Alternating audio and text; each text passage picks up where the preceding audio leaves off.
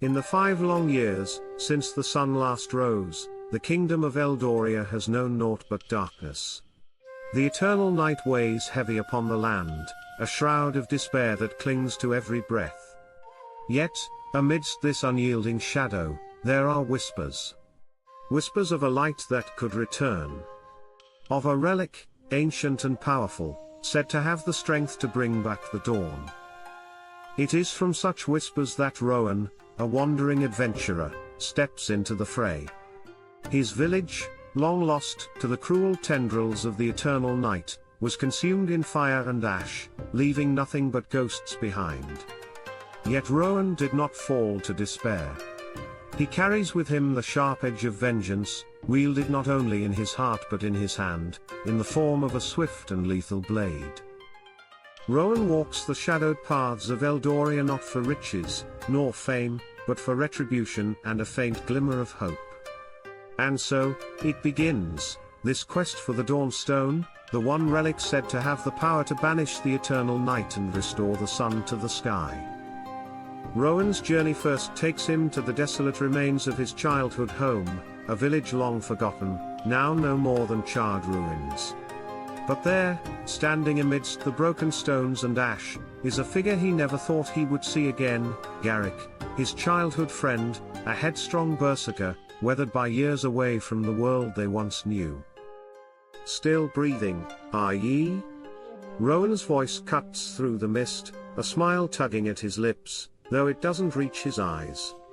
His sarcasm has always been a shield, today, it feels more like armor. Garrick's hands tighten on the axes slung across his back. His eyes burn with a fierce, unyielding rage. What happened here, Rowan? Rowan's smirk fades, but his words remain light, deflecting the raw pain that threatens to break through. Didn't think you cared much for home, Garrick. You were always off chasing fights. Guess this one was just too big for me to handle alone. Garrick's fists tighten, and his voice cracks with fury. I should have been here. I should've, could've, would've, Garrick, Rowan interrupts. But now you're here, and there's still plenty left to kill. Rowan clasps a hand on Garrick's shoulder, meeting his fierce gaze. We end this together. You and me? The rage lingers in Garrick's eyes, but beneath it, there's a flicker of their old bond, a brotherhood forged in fire and loss. Together, they would face the eternal night. Their path leads them through the cursed forests and shadowed lands, where they encounter more than just the creatures of the night. Clara, an exiled mage, joins their cause, her skills with forbidden magic and ancient puzzles proving invaluable.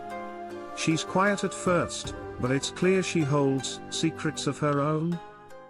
Still, her knowledge is essential. Clara deciphers the symbols that guide their way, her magic warding off the terrors lurking in the dark.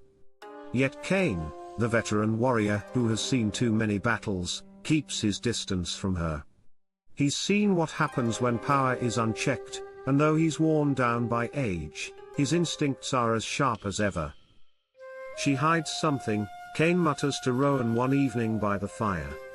His grizzled features are lit by the flickering flames, the shadows dancing in his eyes. She's not to be trusted. Rowan glances toward Clara, who sits alone, her fingers tracing patterns in the dirt. He shrugs, the smirk back on his lips. Aren't we all hiding something? The true test of their resolve comes when they reach the Temple of Dawn, a place shrouded in mystery and ancient power. The temple, a towering structure of stone and light, stands as a last bastion of hope amidst the darkness. But it is not easily entered. Each of them must face their own trial within its walls. Rowan's trial of reflection, he is alone when the mirrors surround him, showing his past, his failures, and his potential future. The voices of his own reflections taunt him, showing him the lives he couldn't save, the village, his family, and Garrick's as well.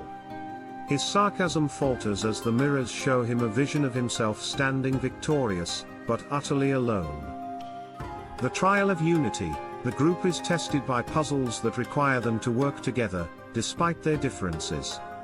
As they leap between floating platforms and manipulate elemental puzzles, Kain's suspicion of Clara grows, but his warnings go unheeded. They pass the trial, but the tension is palpable. At the heart of the temple, the Dawnstone rests atop a glowing pedestal, but the cost of claiming it is far greater than any of them anticipated. The final trial tests their greatest desires, each one is shown a vision of what they want most. Rowan sees his village restored, Garrick sees his family alive, and Clara. She sees freedom from the Shadow Lord's grip. Tempted by the promise of power and liberation, Clara falters. In a moment of weakness, she turns on the group, binding them with her magic and delivering them into the hands of the Shadow Lord's minions.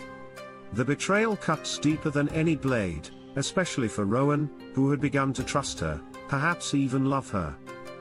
But the story doesn't end in betrayal.